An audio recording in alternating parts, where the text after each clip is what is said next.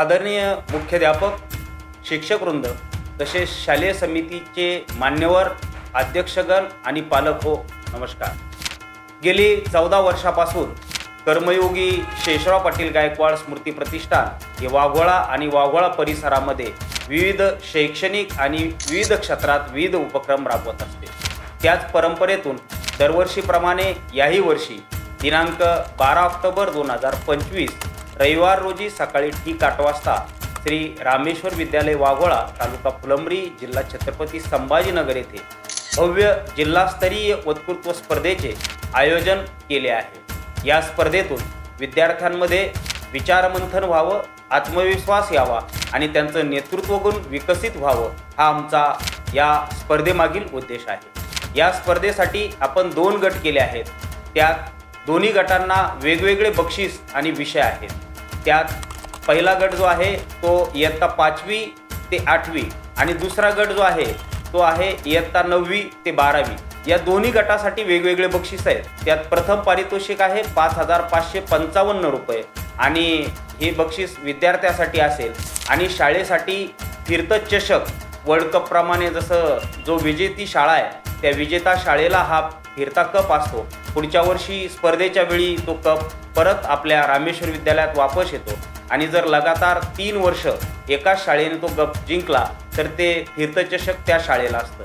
द्वितीय पारितोषिक हा 2,555 असणार आहे आणि तृतीय पारितोषिक हे 1,555 रुपये या स्पर्धेमध्ये असणार आहे. या स्पर्धेसाठी वक्तृत्वाचे जे विषय आहे ते दोन्ही गटासाठी वेगवेगळे असणार आहे. इयत्ता 5वी ते 8वी गटासाठी जो पहिला विषय तो कर्मयोगी शेषराव पाटील गायकवाड यांचे ग्रामविकासातील कार्य आमच्यासाठी आदर्श. दुसरा बालविवाहमुक्त भारत समाजाची सामूहिक जबाबदारी. आणि तिसरा विषय आहे आई वडील, आजी आजोबा आणि संस्काराचे देणे. चौथा भारतीय सण उत्सव, आनंदाचा सोहळा आणि संस्काराचा वारसा. तसंच दुसरा गट जो आहे इयत्ता 9वी ते 12वी या गटासाठी पहिला विषय असणार आहे कर्मयोगी शेषराव पाटील गायकवाड ग्रामविकासाचे प्रेरणादायी शिल्पकार. दुसरा विसरलेले समाजभान आणि नागरिकांची जबाबदारी. तिसरा जातीव्यवस्थेचा अभिनिवेश व आवश्यक समन्वय. चौथा आधुनिक शिक्षणात कृत्रिम बुद्धिमत्तेचा म्हणजे AIचा विधायक उपयोग. आनंद, शिस्त, ज्ञान व तंत्रज्ञानाचा संगम असणारी भविष्यातील माझी शाळा, असा हा चौथा एकत्र विषय आहे. म्हणूनच मी आपणा सर्व शिक्षकवृंद, शालेय समिती अध्यक्षांना व पालकांना मनपूर्वक आवाहन करतो की आपल्या शाळेतून प्रत्येक गटासाठी एक विद्यार्थी या स्पर्धेसाठी पाठवावा.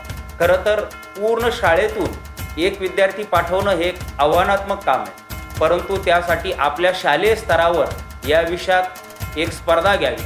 त्या स्पर्धेतून पहिला, दुसरा, तिसरा क्रमांक काढावा आणि त्यातील जो पहिला क्रमांक आलेला विद्यार्थी आहे तो विद्यार्थी या जिल्हास्तरीय स्पर्धेसाठी पाठवावा. आपल्या सहकार्यामुळे हे व्यासपीठ विद्यार्थ्यांसाठी प्रेरणादायी ठरणार आहे आणि त्यांच्या उज्ज्वल भविष्यासाठी भक्कम पायाभरणी या निमित्ताने होणार आहे. या स्पर्धेच्या अधिक माहितीसाठी स्क्रीनवर जे नंबर दिलेले आहेत त्या नंबरवर आपण संपर्क करू शकता. या जिल्हास्तरीय वक्तृत्व स्पर्धेत सहभागी होणाऱ्या विद्यार्थ्यांसाठी खास सोय या ठिकाणी आयोजक संस्थेने केली आहे. मागील स्पर्धांचे प्रेरणादायी क्षण आणि उत्तम भाषणाचे व्हिडिओ पाहायचे असतील तर स्क्रीनवर दिलेल्या या QR कोडचा तुमच्या मोबाईलच्या गुगल कॅमेऱ्याने स्कॅन करा. त्यानंतर थेट YouTubeवर हे व्हिडिओ तुम्हाला सहज पाहता येतील. त्यांना स्पर्धेचे स्थळ माहीत नाही, ज्यांच्यासाठी देखील सोय आहे. वर दिलेला हा Google map QR code scan केल्यावर आपल्या घरापासून स्पर्धेचे अचूक अंतर आणि ठिकाण व लागणारा वेळ तुम्हाला थेट गुगल मॅपवर दिसेल.